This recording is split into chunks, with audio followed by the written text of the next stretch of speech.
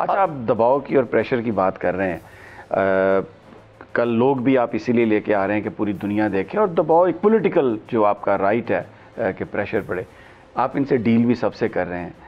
क्या लगता है आपको, आपकी पर्सनल असेसमेंट क्या है कि इलेक्शंस कब तक होंगे? देखिए, इलेक्शंस तो अब होंगे ही, और वो ये जो मर्जी कर लें, क्योंकि ये फिर से ये डरे हुए हैं कि इलेक्शंस अगर होंगे तो ये हार जाएंगे। ये जब भी इलेक्शंस होंगे हार जाएंगे, तो क्या ये अक्टूबर में जीत जाएंगे?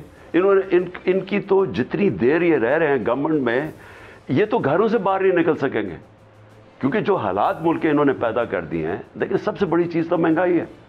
जो महंगाई आज इन्होंने सारी हमारे ऊपर कैंपेन चलाई कि महंगाई कर दी, तो इन्होंने जो महंगाई की है, और फिर मुल्क भी नीचे जा रहा है, फिर बेरोजगारी भी बढ़ रही है, सारी बिजनेसेस नीचे जा रही हैं। इंडस्ट्री जो हमने इंडस्ट्री को उठाना टाइम लगता है।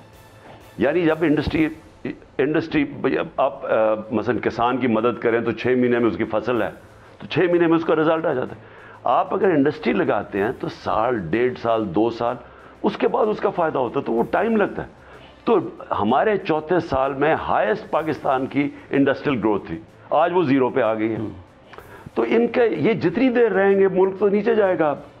तो मैं ये समझता हूँ कि मुल्क के पास अगर आपने बचाना है इस मुल्क को तबाही से, तो इलेक्शंस के अलावा कोई रास्ता ही नहीं है।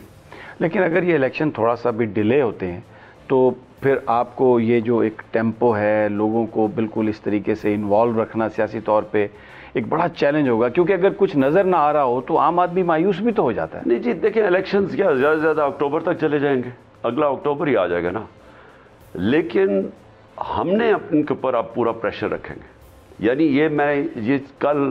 ये जो हकीकी आज़ादी की तहरीक है, ये कल ख़त्म नहीं होनी, ये चलेगी जब तक इंसाफ नहीं मिलेगा। और सबसे पहले हमारी रिक्वायरमेंट है इलेक्शंस की, तो ये तो चलेगी आगे।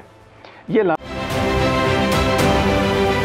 जाली केस है ना, ये हम पे उस वक्त बनाए गए थे जब हुकूमत यही थी, इन्हीं लोगों की हुकूमत थी ना। और ये जाली केस, इनको मैं नहीं कह रहा इस केस को जाली केस, इनको पाकिस्तान में क्या पूरी दुनिया में एक ऐसा शिकायत कुंदा नहीं मिला, एक ऐसा कंप्लेनेंट नहीं मिला जिसने ये कहा हो कि हमारे साथ फ्रॉड हुआ है। तो ये खुद ही बन गए कंप्लेनेंट, और ये इन्होंने खुद ही इन्वेस्टिगेशन की, उसकी खुद ही तफ्तीश भी की। यानी कि कंप्लेनेंट भी है, इन्वेस्टिगेशन ऑफिसर भी है, और इन द एंड इन्होंने फिर उसके बावजूद ये कोर्ट में जमा कराया कि जी ये केस जाली केस था, जो कुछ एग्जैक्ट कर रहा था सब लीगल। ये मेरी बात नहीं है, ये इनके इन्वेस्टिगेशन ऑफिसर की बात। आज फिर उन्हीं की हुकूमत है, और अब तो हमने नारा नहीं लगाया, अब तो हम हकीकी सहाफत कर रहे हैं।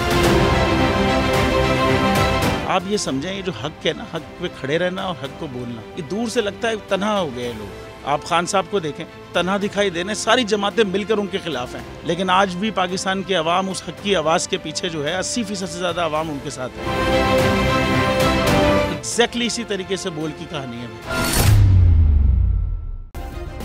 सब्सक्राइब करें और बेल दबाएं ताकि कोई खबर रह न जाए।